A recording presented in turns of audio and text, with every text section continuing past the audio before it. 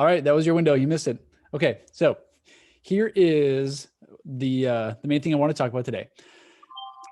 Whether there's 100 firm invites per week or not, free, paid, whatever, this is a way to get around that. Definitely use it wisely. We had a guy, I posted about what we're talking about today on our company page, and some guy trolled the post and said, "This is spam." And I just deleted it because I'm like, you don't even know what we're doing. You can't troll people on LinkedIn. Come on, keep it professional. So yeah, anyways, what we did, I'll tell you kind of the results, and then we can reverse engineer, talk about use cases, because there are a few use cases for this, for sales, for events, for content marketing, for all kinds of stuff.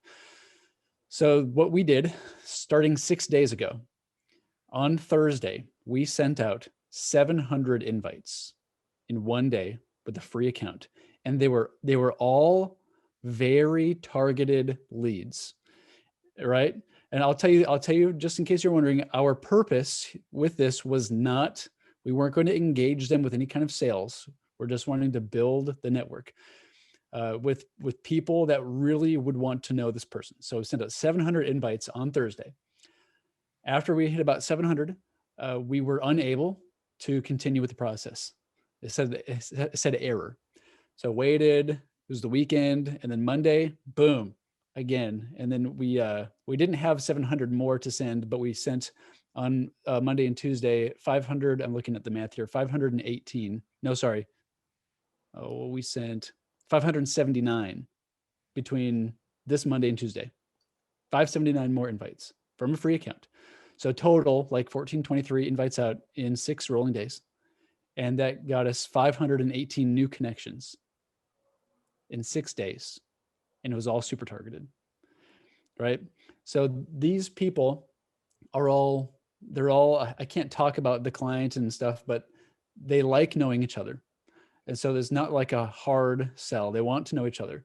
So that was that was just huge. I mean, we're almost at a 50% acceptance rate in 6 days. Anyways, so what you do with it is up to you, but the process works. And so what we do here is, and I'll share my screen. It's basically either it's a contact import from Google Contacts or CSV upload. Now, I mentioned in the email that this is going to work best. I mean, really, it works best when you have access to someone's email. So in a sales team environment, it's really easy to apply. If you host an event with email registration, it's really easy to apply. If you own the infrastructure for email opt-ins, it's really easy to apply. But all you have to do is go to contacts, and then I'll do it 2 ways. So add more. I've synced this right here, right? Isaac for LinkedIn at Gmail, continue. It's going to do a little OAuth up in the top here. And then all these people here, they have, I'll zoom out. They have recently opted into something on my website. That's what I'm using the Gmail for, because it just auto does it. So someone signs up for the daily video or the 2-minute videos, boom, they go to my Gmail contacts. Someone schedules a meeting with me, boom, they go into the contacts. Anytime someone enters the Zico ecosphere, the Zicosphere, they get put into Gmail contacts, and I can just boom, go like this. And so what happens is the first time that you do the sync here, you can go down and it goes down forever and ever and ever. But we found a bug where once you get below the line down here, it's like it jumps back up. So it's about 100. If you zoom all the way out, it gets really easy to do all the way to about right there. And then let's see if it's still buggy. If I go like that, see how it jumped up to the top again? Scroll down, like that, boom, jumps up. So it's nice to keep whatever you're importing at less than 100, because then you can kind of just zoom all the way out and go, and just go boom, add connections. I'm going to skip this section here is if I want to invite people that don't have a LinkedIn account, and then done. So I just sent out 23 invites. Now the downside is that process is just, it's going to look like this, no custom message. So doing it in bulk like that, that's the downside. No custom message. If I go back here to contacts, and I go add more, and you're using a CSV, upload a file, and I set up this as a demo. Okay, so we're doing just a plain Jane, no headers or anything. Open, upload. It's going to find the match. Oh yeah, hang on. Okay, just so you know, it does the Gmail contacts like first. So then I can go like this and then add connections and then voila. Cool. And then if you go back in here to contacts, if for some reason you couldn't like bulk select them all, I can just go here. These are all the people that I did not do the bulk invite to. Does that make sense? And I've done it both ways. So we did the bulk invite, which is a little faster because you can do 100 at a time. And then what's the difference between invite and connect? Invite means this is the email address that we have, but it's not a match with a LinkedIn account. Okay, all right. So those are. So this is just them together in the same spot, huh? Oh, it does, yeah. So this is invite them to join LinkedIn is what they're talking about. This has been around actually since the very beginning. This was what led to that first big class action suit because people accidentally did this when they followed along with the connecting to your email address. So I'm kind of surprised. I've used this a lot for my clients, especially if they have existing connections, to make sure that they don't get kind of a cold message to connect that sounds like they don't know who they are. But yeah, the downside is, and what I tell people when using the bulk import is these need to be people who you're very certain know who you are and why you would want to connect, because you don't have that message, because this could lead to a lot of IDKs. I second that entirely, Crystal. I have a rock star client. He's a drummer for for Cyndi Lauper and Joan Jett and some other bands. We uploaded 1,500 people in, and only picked the ones that would know him. Not that he knew, but would know him, so he wouldn't get into any shit. We still ended up inviting like 600 or 700. I'm including Tommy Shaw from Styx and a whole bunch of other people that, you know, he happens to know that he had email addresses for that have LinkedIn profiles. Did the process go smooth? Way to get them connected to people they already have a relationship with. The one thing with the CSV upload, I will share that can be a check. You were only using their email address. If you happen to just say do an export and it has all of the other fields, it only really likes the Microsoft Outlook format of the CSV with their column headers and everything else. So you might want to think if you upload or use something different or something custom that has any headers and is not in that order, a lot of times you'll get an error. So I can have a blank Microsoft Outlook export spreadsheet that I can paste the data in using their order and their headers when I do this for a lot of people. Yeah, so we just do a plain Jane, the emails only, no column headers, no second column or anything, just emails. Sometimes if the emails don't match, if you have the other data, it can still match it. Oh, really? I didn't know that. So if you're able to give them the full name and the company and there's enough other data points, but you have a different email address, it can also match it that way if you give them the additional information. Nice. So like what happened here is Monty joined the Hangout. Because he joined the Hangout, he was synced with my contacts. We're just using Zapier to go from an email sub to contacts. And then I just go boom, import and go. And it just kind of goes out. He already knows who I am. He's on my email, right? He just subscribed to my email and then he gets an invite from me like a day later. Easy. So let's talk use cases here, because I think that there are a number of ways that you can do this. So I'll share like the 2 or 3 that we would use this in. So number 1 would be if you are working with a sales team, and if the sales team is open to sharing contacts, what you can do is everybody can chip in to one master sheet. And then it's like if you're all kind of targeting the same audience, but maybe different regions, or maybe there's overlap or whatever, you can just do the import or this here, however you want to do it. You can go like that. And then you don't have to prospect them. but you can send them an invite to connect. And so what's happening at the sales and marketing level is, let's start higher in the funnel, marketing level, you are building your brand's following all over the place. So if your prospects are connected with 5 people at your company instead of 1, and you're doing anything in the newsfeed, it's much more likely that that prospect will see your company's material for brand familiars, right?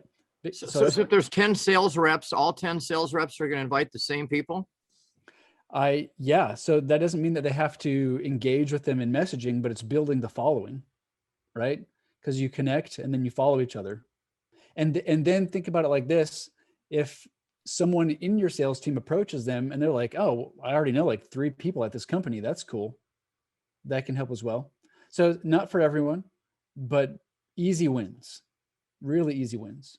We just started working with someone where the employee that we were working with, they're leaving. Somebody else is taking over an initiative, and we did this process, and it was like rocket fuel to getting their network built. Because the company had invested all this time and effort into building something. The employee leaves.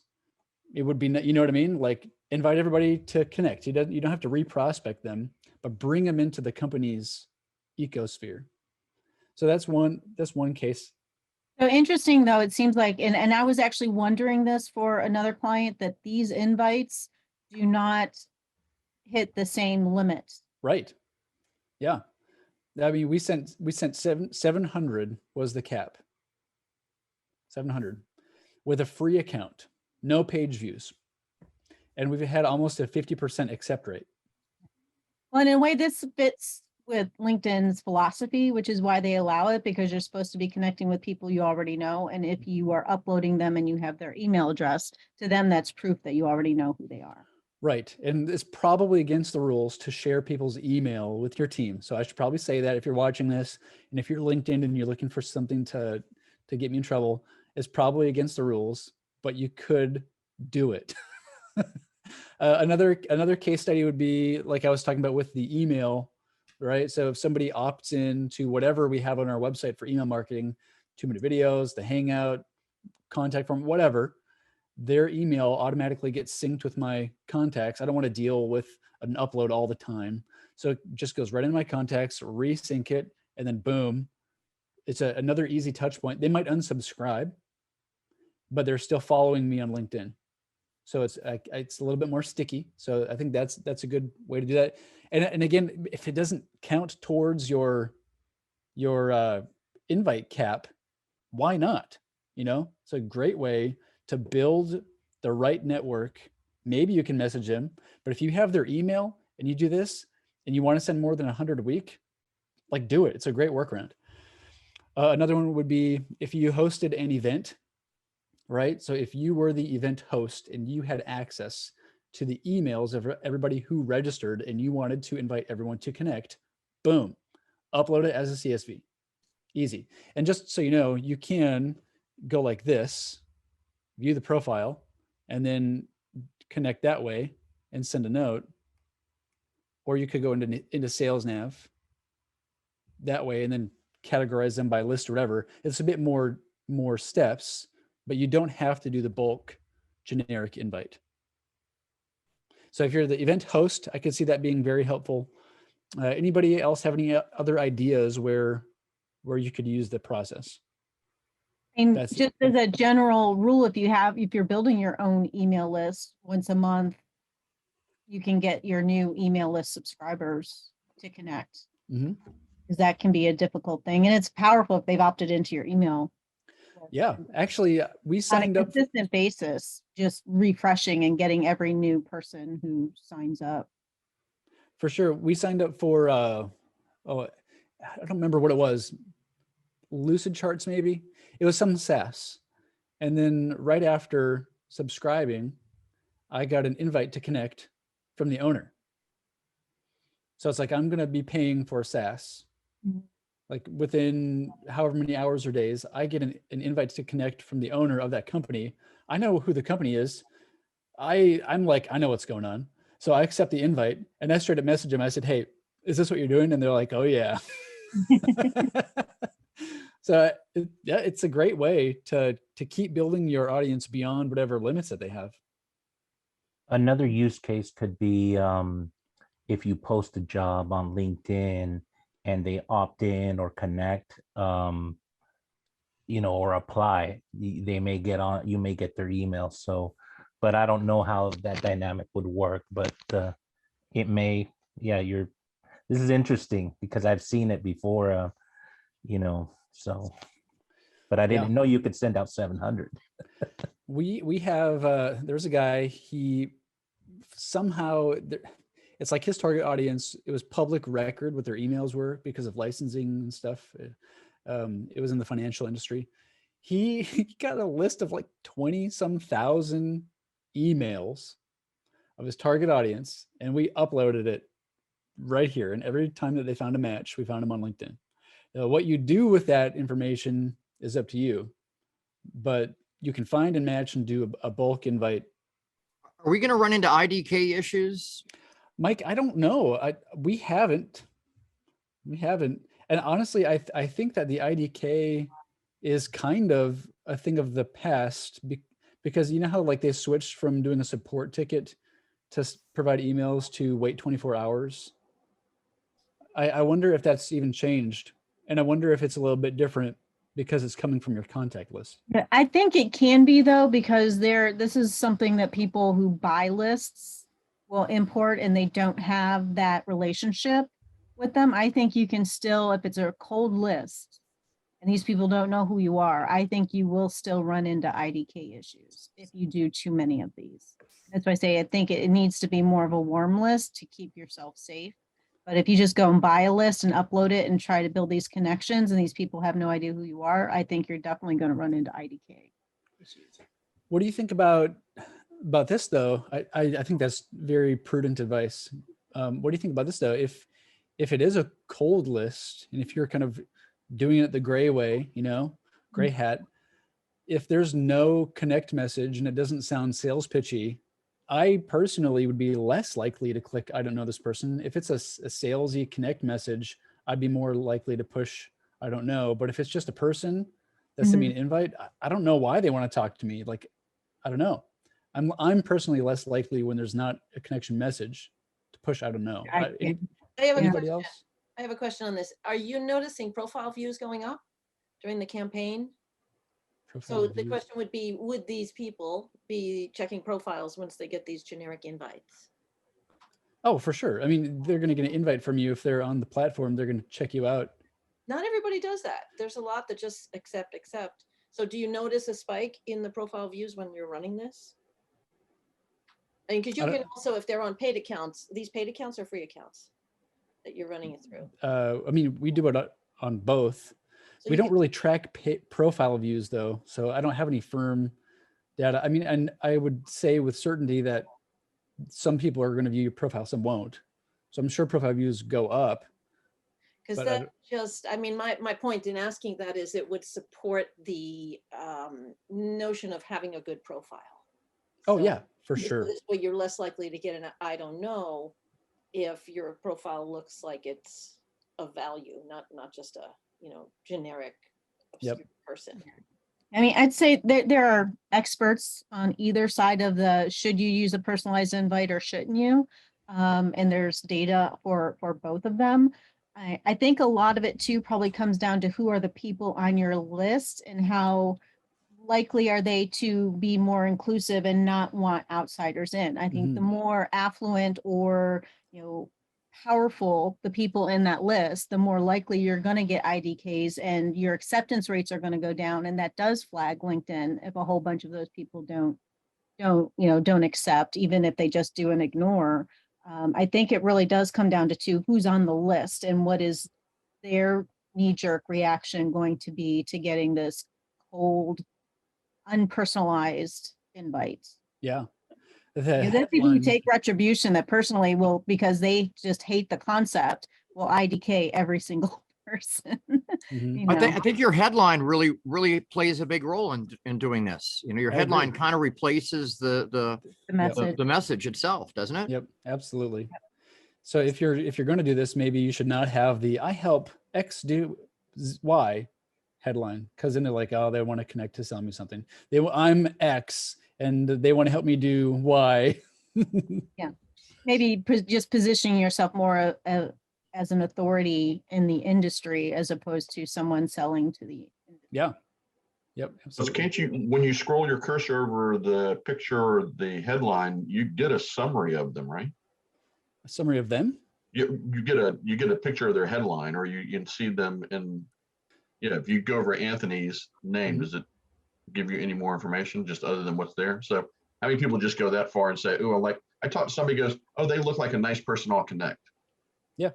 They'll view your profile. Exactly. They'll view your headline. But they're making decisions on things that a lot of people might not think would be realistic. Like, does that person look kind? Would I enjoy talking to them? So it's, pretty face. it's a hit and a miss. Yeah. Well, we've done this in the past quite a bit. I wasn't at all thinking about surpassing weekly invite limits, but we've done it in the past just because email. I want to be connected with people that are in my email list and whatever.